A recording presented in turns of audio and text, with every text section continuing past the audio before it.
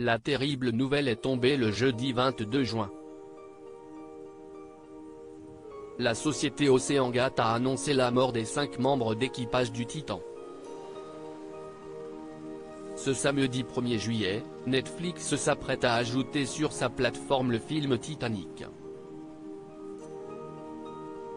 Une coïncidence qui fait fortement réagir les internautes. Le dimanche 18 juin, le sous-marin Titan s'était mis en route vers l'épave du Titanic, avec à son bord 5 membres d'équipage, dont le Français Paul-Henri Nargeolet.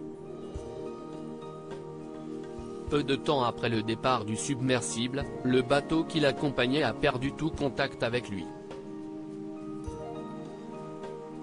Durant plusieurs jours, le monde a vécu en direct les nouvelles avancées sur la tentative de sauvetage de l'équipage, jusqu'au tragique dénouement qui a eu lieu le jeudi 22 juin.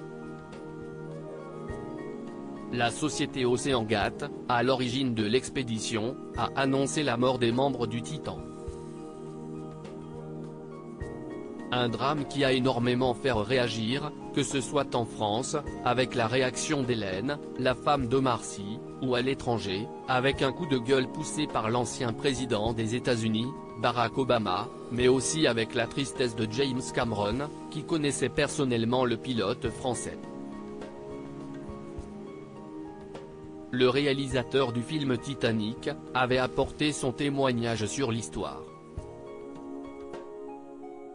Aujourd'hui son long métrage est plus que jamais au centre du débat, surtout depuis que Netflix s'apprête à le mettre en ligne, une semaine après l'accident.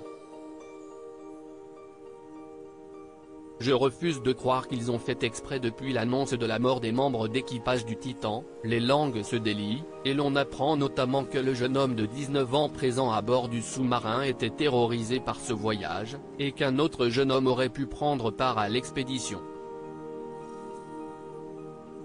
Un drame qui a aussi eu au film des conséquences inattendues pour Céline Dion.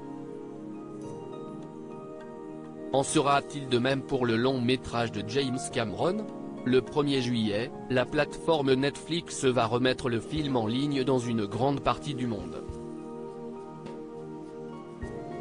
Une décision qui fait fortement réagir les internautes à la fois en France et à l'international, dénonçant une forme d'opportunisme de la part de la plateforme. Pitié, dites-moi que c'est une pure coïncidence et que cette date de mise en ligne du Titanic sur Netflix était déjà prévue bien avant l'incident du sous-marin, peut-on lire sur Twitter.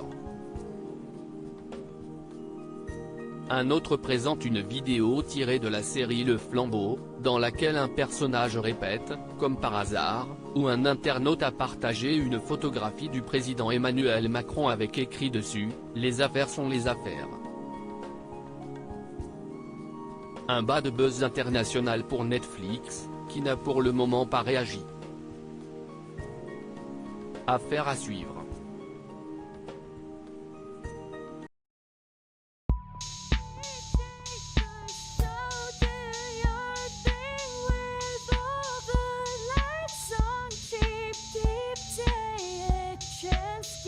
Keep